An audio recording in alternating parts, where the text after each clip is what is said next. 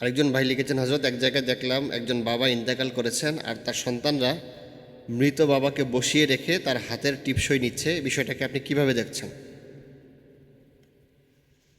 ভাই দেখেন, এই ভিডিওটা আমার নজরে এসেছে। এটা হচ্ছে মানবতার নিকৃষ্ট এক উদাহরণ। কিতাবের মধ্যে এসেছে, মানুষের মধ্যে যখন লোভ আর অহংকার ঢুকে যায় তখন সে মানুষ থাকে না, সে অমানুষ হয়ে যায়। সে তার এই অহংকারের জন্য যে কোনো কিছু করতে পারে।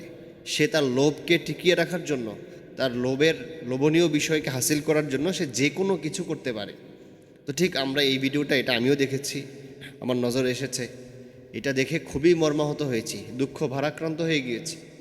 একজন বাবা তার জীবন শেষ করে ফেলেছেন, কিন্তু সন্তানরা তার ইন্তেকালের পরে তাকে বসিয়ে রেখে হাতে টিপসই নিয়ে জায়গা সম্পত্তি দখল করার জন্য যেই ঘৃণ্য উদাহরণ করেছে, আমি জানি না এটা কোথায় হয়েছে, কিন্তু এটা বড়ই দুঃখজনক ব্যাপার। এই সমস্ত ক্ষেত্রে সন্তানদের দোষ যেভাবে, বাবা মাও যে একেবারে দায়মুক্ত, বিষয়টা এরকম নয়।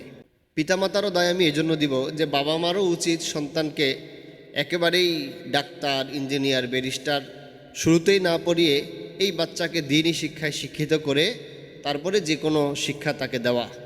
এই জন্য সুশিক্ষার বড় দরকার। শিক্ষা জাতির মেরুদণ্ড, বিষয়টা এরকম নয়। বিষয়টা হচ্ছে সুশিক্ষা জাতির মেরুদণ্ড। এই জন্য বাবা মা যারা আছে আমাদেরও বিষয়টা বোঝা উচিত। আর যাদের বাবা মা ইন্তেকাল করছেন বা বৃদ্ধ হয়ে গিয়েছেন, আপনি ভাবতেছেন যে আমি একটা সই দিয়ে তার থেকে সম্পদ লিখে নিলাম, তো আমি তো অনেক সম্পত্তি পেয়ে গেলাম। তো আপনি যে আরেকজনকে ঠকালেন, আপনি যে আপনার একজন ওয়ারিসকে ঠকিয়ে দিলেন, আপনার ভাইকে, আপনার বোনকে, যেই কোনো কাউকে, বা ধরেন যে এক পক্ষকে যে আপনি ঠকিয়ে দিলেন, এই সম্পদের দায় আপনাকে দিতে হবে। হাদিসের মধ্যে আসছে, কেউ যদি কারো একটা পয়সার সম্পদ নষ্ট করে, তো এই সম্পদকে আল্লাহ তাআলা তার গলায় সাপ পেঁচিয়ে এই ব্যক্তিকে কিয়ামতের দিন ছেড়ে দিবেন। আরেক জায়গায় এসেছে, এইটা তার মাথার মধ্যে দেওয়া হবে এই বোঝা হিসেবে, এটা সে বহন করবে। তো ভাই কী লাভ হবে যদি এতগুলো সম্পদের ভার নিয়ে আমাকে কিয়ামতের ময়দানে উঠতে হয়? তো নাজাত পাওয়ার কোনো ব্যবস্থা আমার কাছে থাকবে না।